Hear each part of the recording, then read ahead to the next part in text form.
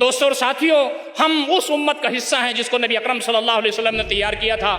ہماری صفوں میں اتحاد ہونا چاہیے۔ جماعت اسلامی الحمدللہ اتحاد کے علمبردار ہے، لیکن امت کی جو حالت ہمارے درمیان ہے وہ بھی ہم کو دیکھنے کی ضرورت ہے۔ ہم مسلکی تشدد کے شکار ہیں۔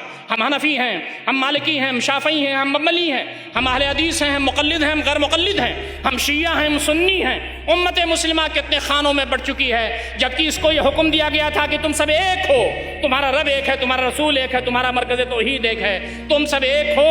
اللہ رب العزت کی رسی کو پکڑ کر کے اکٹھا ہو جاؤ، اس لیے کہ اگر تم متحد نہیں ہوگے تو اللہ رب العزت کی تائید و نصرت تمہارے اوپر نہیں آئے گی۔ ید اللہ مع الجماعہ، اللہ رب العزت کی تائید و نصرت جماعت کے ساتھ ہوتی ہے، اتحاد کے ساتھ ہوتی ہے۔ اتحاد پارا پارا ہوگا تو تمہاری صفوں میں انتشار پیدا ہوگا۔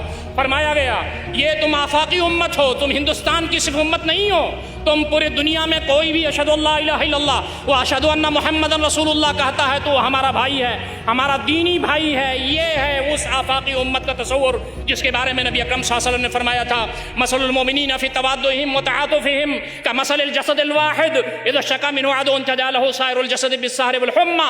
پورے دنیا کے مسلمانوں کی حالت ایک جسم کی ہے، جسم کے کسی حصے میں اگر تکلیف ہوتی ہے تو جسم کا سارا حصہ اس تکلیف کو محسوس کرتا ہے۔